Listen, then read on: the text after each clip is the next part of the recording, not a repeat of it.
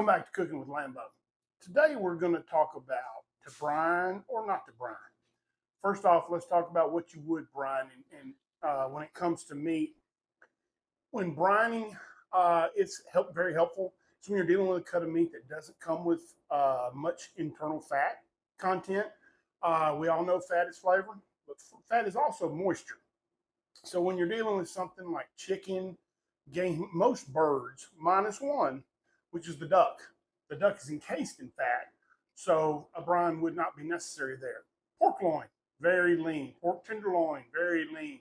Not much fat to work with. And meats of that is where we like to try to use a brine. And we're going to look at what I did with one here in just a second. We've got a brine here that I've taken, and I've got some chicken that we're going to do a little bit later on the pit barrel. It's a whole chicken cut up, and also a couple of chicken breasts. So I got some eaters that don't like chicken on the bone. Here's what I did. The simple, basic recipe for a brine is this. 1 gallon of water, 1 cup of kosher salt, needs to be kosher, and then 1 cup of brown sugar. Light or dark, really doesn't matter, whatever you have. Beyond that, it is totally your canvas. What I have here is about 3 or 4 bay leaves, handful of peppercorns. I took a head of garlic, cut it in half, brought all this to a boil, and then to make sure I incorporated everything and got everything dissolved, then let it get completely cool prior to putting your chicken in or your pork or whatever you're doing. If you're not sure the volume of water you need, put your meat in your container first, cover it with water, remove the meat, and then just use that same recipe, gallon cup, to make your adjustments. In case like this, it's actually about 1 quart more than half a gallon and 3/4 cup salt and sugar. So you can make any variation. You can increase it for turkeys. You can use herbs, a lot of things that will just suck into the meat. Last thing, it depends on who you talk to, whether you rinse the meat or not afterwards. If I were putting this straight on the grill, I would not rinse the meat after being in the brine. However, because I'm going to coat this in a breading and fry it on the grill, I am going to wash all the pieces clean because I want that coating to be the star of the flavor for the outside. Hope that helps. Brine away.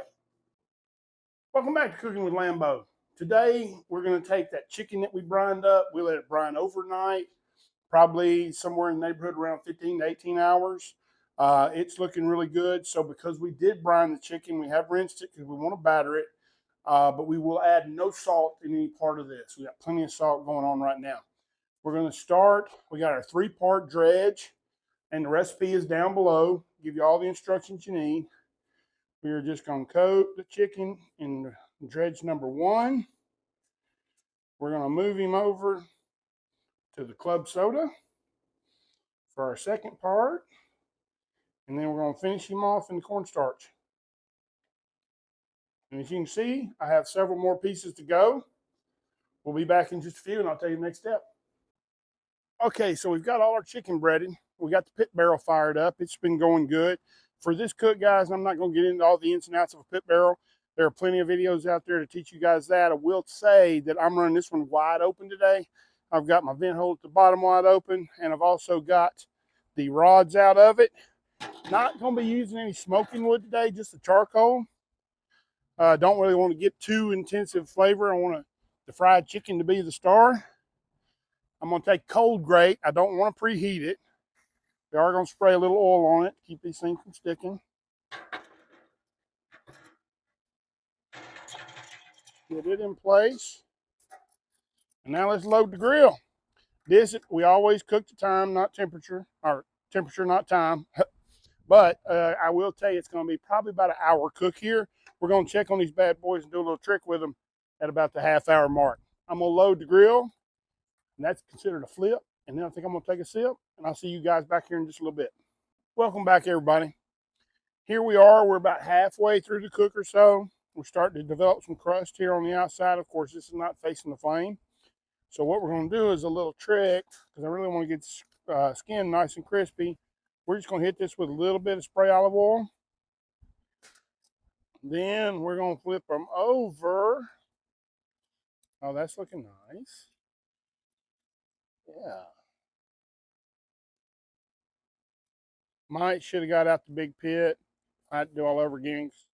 All this darn chicken that does not have any bones to it that I had to cook. That looks nice. That messed up leg will be mine.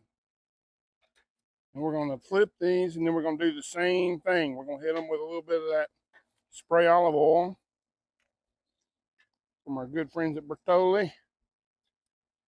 Now these two brontosaurus breasts, we're going to try to flip them. That's a big piece of meat right there. Okay. We got everything flipped. I'm going to give it a spray.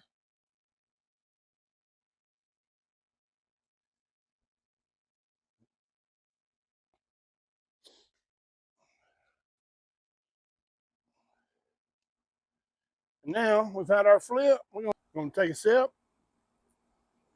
Be back in a few. Welcome back, guys. All right. Take a look and see what we got here. This is fried chicken on the grill. No grease, no oil, just nice, pretty golden brown. What we want to do, again, we cooked the temp, not the time. We want this meat to be 165 to 170 internal.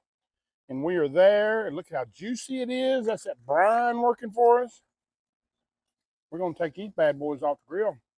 And it's time to eat. Welcome back, guys. We're in the kitchen. We got pit barrel fried chicken, no oil needed. Some mashed potatoes, some green beans. See y'all next time.